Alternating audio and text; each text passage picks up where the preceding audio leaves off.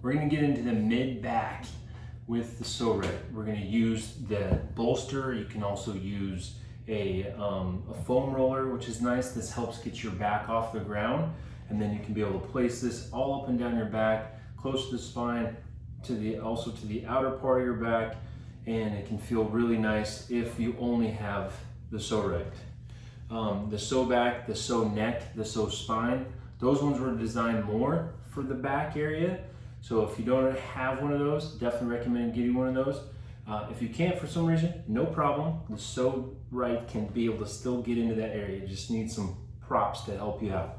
So first we're gonna do the least aggressive using the Bolster here, and then I'm gonna show you some other ways to get into it, which can challenge the neck, and so that's why it becomes a little bit more aggressive.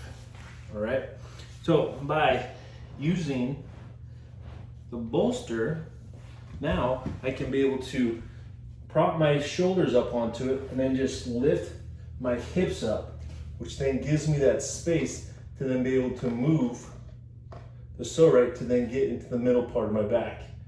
And then all I do here is I just drop my hips a little bit, and now the peak's pressing into my lower back, or sorry, my mid-back, right here. And then remember, I'm just pressing and then moving, pressing and then moving. Going long passes first helps tell my body that I'm gonna be massaging this area, and I'm searching for those tender spots. Now I'm going closer to the spine, and then I'm also going further away from the spine. All right, now when I find that area that is tender, then I'll just stay on it, breathe through the nose, but down into your belly, all right? And then I can then move my hips down, I can move my hips up, I can move my hips down, move my hips up, and I can also do a little bit of a side to side movement here. And you'll feel the peak come off the muscle. That's also really nice, especially in this area. It's hard to do movements to get those back muscles to move like you can with your bicep. So the important thing here is finding that pressure, and then once you find it, stay in there for about 20 seconds, breathing nice and deep, and then moving, shifting your body to try to get those muscles. There's a lot of muscles going up and down to come off the other muscles, okay? This is gonna help with getting that release.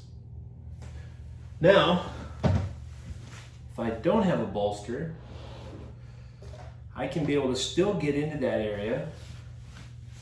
I'm gonna be on my side.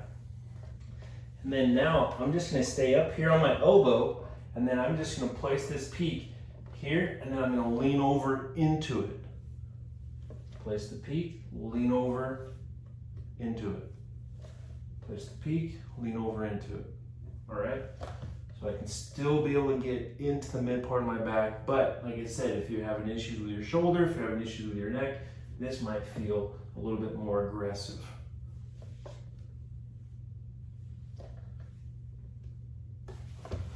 But like I said, if you have the other products, the Pso-Spine, the Pso-Back, or the Pso-Neck, one of those, or even all of those, you can be able to do different variations with that and really get into the mid part of your back.